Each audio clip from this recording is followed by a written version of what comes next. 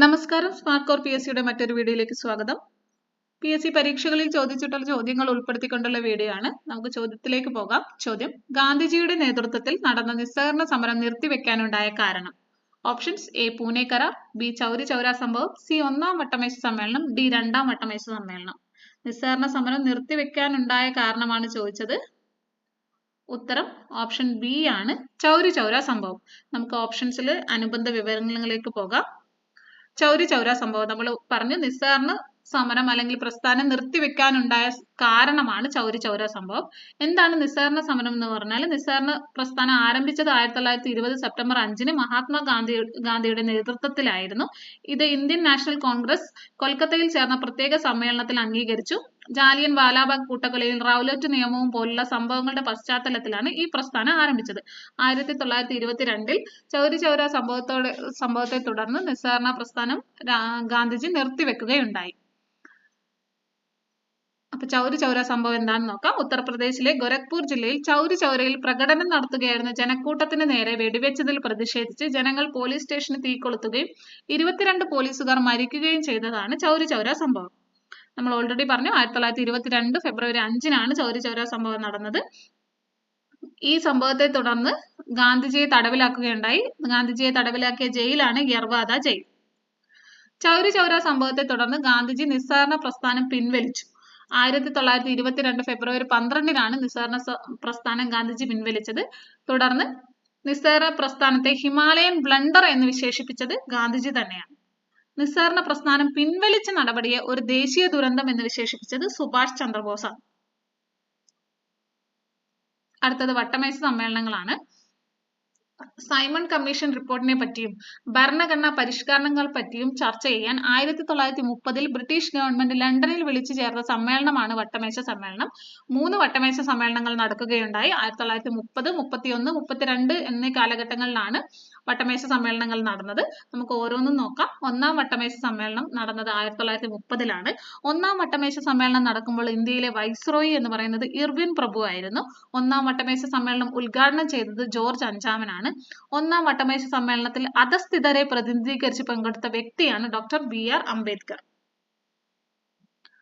രണ്ടാം വട്ടമേശ സമ്മേളനം 1931 നടന്നത്. രണ്ടാം വട്ടമേശ സമ്മേളന സമയത്തെ ഇന്ത്യൻ വൈസ്രോയി വില്ലിംഗ്ടൺ പ്രഭു ആണ്.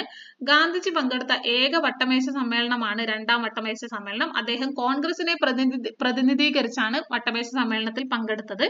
രണ്ടാം വട്ടമേശ സമ്മേളനത്തിൽ ഇന്ത്യൻ വനിതകളെ പ്രതിനിധാനം ചെയ്തത് സരോജിനി നായിഡുവും നാട്ടുരാജ്യങ്ങളെ പ്രതിനിധാനം ചെയ്തത് സർദാർ KM പണിക്കറുമായിരുന്നു. രണ്ടാം വട്ടമേശ സമ്മേളനത്തിൽ ഗാന്ധിജിയുടെ ഉപദേശകനായിരുന്ന വ്യക്തിയാണ് മദൻ മോഹൻ മാളവ്യ. മൂന്നാം വട്ടമേശ സമ്മേളനം 1932 നടന്നത്. മൂന്നാം വട്ടമേശ സമ്മേളനത്തിന്റെ അന്ത്യത്തിൽ, അതായത് 1933 പുറപ്പെടുവിച്ച ധവളപത്രത്തിന്റെ അടിസ്ഥാനത്തിൽ പാസാക്കപ്പെട്ട ആക്ട് ആണ് 1935 ഗവൺമെന്റ് ഓഫ് ഇന്ത്യ ആക്ട്. 3 വട്ടമേശ സമ്മേളനത്തിലും പങ്കെടുത്ത ദേശീയ നേതാക്കളാണ് ഡോക്ടർ BR അംബേദ്കറും തേജ് ബഹദൂർ സപ്രുവും. ഒന്നുകൂടെ നോക്കാം. ഒന്നാം വട്ടമേശ സമ്മേളനം 1930 ഒന്നാം വട്ടമേശ സമ്മേളനം നടക്കുമ്പോൾ ഇന്ത്യയിലെ വൈസ്രോയി ഇർവിൻ പ്രഭു, സമ്മേളനം ഉദ്ഘാടനം ചെയ്തത് ജോർജ് അഞ്ചാമനും അധസ്ഥിതരെ പ്രതിനിധീകരിച്ച് പങ്കെടുത്ത വ്യക്തി ഡോക്ടർ BR അംബേദ്കറുമാണ്. രണ്ടാം വട്ടമേശ സമ്മേളനം 1931. രണ്ടാം വട്ടമേശ സമ്മേളനത്തെ ഇന്ത്യൻ വൈസ്രോയി വെല്ലിംഗ്ടൺ പ്രഭു ആണ്. ഗാന്ധിജി പങ്കെടുത്ത ഏക വട്ടമേശ സമ്മേളനം. അദ്ദേഹം കോൺഗ്രസിനെയാണ് പ്രതിനിധീകരിച്ചത്. വനിതകളെ പ്രതിനിധാനം ചെയ്തത് സരോജിനി നായിഡു, നാട്ടുരാജ്യങ്ങളെ പ്രതിനിധാനം ചെയ്തത് സർദാർ KM പണിക്കർ. രണ്ടാം വട്ടമേശ സമ്മേളനത്തിൽ ഗാന്ധിജിയുടെ ഉപദേശകനായിരുന്ന വ്യക്തിയാണ് Madan Mohan Malviya.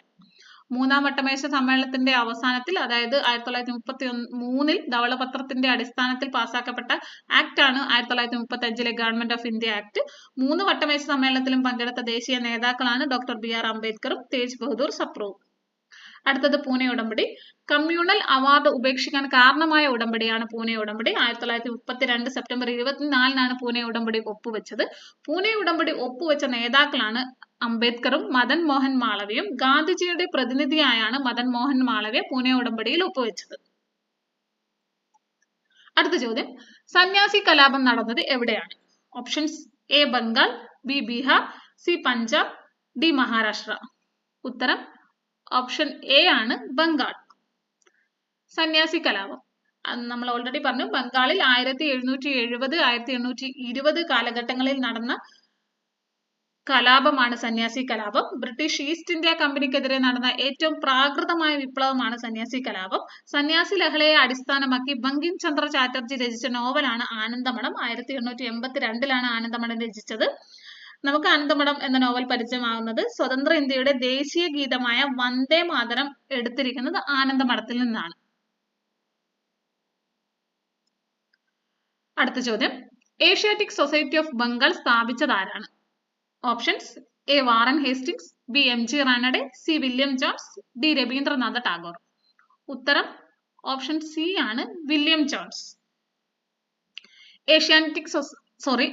Asiatic society of Bengal സ്ഥാപിച്ചത് വില്യം ജോൺസ് ആണ്. കൽക്കട്ട മദ്രസയുടെ സ്ഥാപകൻ വാറൻ ഹേസ്റ്റിംഗ്സ് ആണ്. ബനാറസ് സംസ്കൃത കോളേജ് സ്ഥാപിച്ചത് ജൊനാഥൻ ഡങ്കൻ ആണ്.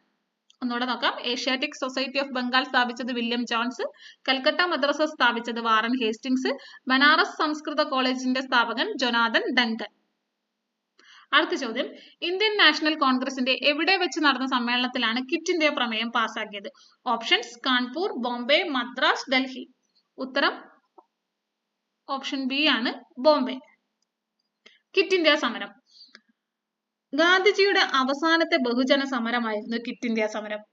ഇന്ത്യക്ക് ഉടനടി സ്വാതന്ത്ര്യം നൽകുക എന്ന ഗാന്ധിജിയുടെ ആഹ്വാനത്തെ തുടർന്ന് 1942 ഓഗസ്റ്റ് മാസം ആരംഭിച്ച നിയമലംഘന സമരമാണ് ക്വിറ്റ് ഇന്ത്യ സമരം.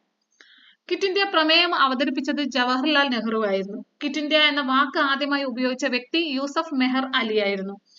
ഗാന്ധിജി തന്റെ ക്വിറ്റ് ഇന്ത്യ എന്ന ആശയം പ്രചരിപ്പിച്ച പത്രമാണ് ഹരിജൻ. ക്വിറ്റ് ഇന്ത്യ സമരത്തിന് നേതൃത്വം നൽകിയവർ അരുണ ആസിഫ് അലി, ജയപ്രകാശ് നാരായൺ, റാം മനോഹർ ലോഹ്യ. അരുണ ആസിഫ് അലിയെയാണ് ക്വിറ്റ് ഇന്ത്യ സമര നായിക എന്ന് ഗാന്ധിജി വിശേഷിപ്പിച്ചത്. ക്വിറ്റ് ഇന്ത്യ സമര നായകൻ എന്നറിയപ്പെടുന്നത് ജയപ്രകാശ് നാരായണനാണ്. ക്വിറ്റ് ഇന്ത്യ സമര അനുയായികൾക്ക് ഗാന്ധിജി നൽകിയ മുദ്രാവാക്യമായിരുന്നു പ്രവർത്തിക്കുക അല്ലെങ്കിൽ മരിക്കുക, do or die. Quit India സമരവുമായി ബന്ധപ്പെട്ട് മലബാറിൽ നടന്ന പ്രക്ഷോഭമാണ് Keezhariyur bomb case. Keezhariyur bomb കേസുമായി ബന്ധപ്പെട്ട് നമ്മൾ കേട്ട പേരാണ് doctor K B Menon. Quit India സമരവുമായി ബന്ധപ്പെട്ട് ഗാന്ധിജി തടവിലാക്കിയ പൂനെയിലെ കൊട്ടാരമാണ് ആഘാഖാൻ കൊട്ടാരം. ക്വിറ്റ് ഇന്ത്യ സമരകാലത്തെ കോൺഗ്രസ് പ്രസിഡന്റ് മൗലാന അബ്ദുൽ കലാം ആസാദ് ആയിരുന്നു. ഒന്നുകൂടെ നോക്കാം. 1942 ഓഗസ്റ്റ് മാസത്തിൽ ആരംഭിച്ച നിയമലംഘന സമരമാണ് ക്വിറ്റ് ഇന്ത്യ. ഗാന്ധിജിയുടെ അവസാനത്തെ ബഹുജന സമരം കൂടിയാണ് ക്വിറ്റ് ഇന്ത്യ സമരം. ക്വിറ്റ് ഇന്ത്യ പ്രമേയം അവതരിപ്പിച്ചത് ജവഹർലാൽ നെഹ്റു ആണ്. ക്വിറ്റ് ഇന്ത്യ എന്ന വാക്ക് ആദ്യമായി ഉപയോഗിച്ച വ്യക്തി യൂസഫ് മെഹർ അലിയാണ്. ഗാന്ധിജി തന്റെ ക്വിറ്റ് ഇന്ത്യ എന്ന ആശയം പ്രചരിപ്പിച്ച പത്രമാണ് ഹരിജൻ. ക്വിറ്റ് ഇന്ത്യ സമര നായിക അരുണ ആസിഫ് അലിയാണ്. ഗാന്ധിജിയാണ് ഇങ്ങനെ വിശേഷിപ്പിച്ചത്. സമര നായകൻ ജയപ്രകാശ് നാരായണനാണ്. കൂടാതെ ക്വിറ്റ് ഇന്ത്യ സമരകാലത്ത് ഒരു സീക്രട്ട് റേഡിയോ ആയി ബന്ധപ്പെട്ട് നമ്മൾ ഉഷാ മേത്ത എന്ന പേരും കേൾക്കാം. ക്വിറ്റ് ഇന്ത്യ സമര അനുയായികൾക്ക് ഗാന്ധിജി നൽകിയ മുദ്രാവാക്യം പ്രവർത്തിക്കുക അല്ലെങ്കിൽ മരിക്കുക എന്നതായിരുന്നു. ക്വിറ്റ് ഇന്ത്യ സമരവുമായി ബന്ധപ്പെട്ട് മലബാറിൽ നടന്ന പ്രക്ഷോഭമാണ് Keezhariyur bomb case. Quit India സമരവുമായി ബന്ധപ്പെട്ട് ഗാന്ധിജിയെ തടവിലാക്കിയ പൂനെയിലെ കൊട്ടാരം ആഘാഖാൻ കൊട്ടാരമാണ്. ക്വിറ്റ് ഇന്ത്യ സമരകാലത്തെ Congress president Maulana Abdul Kalam Azad. Thank U.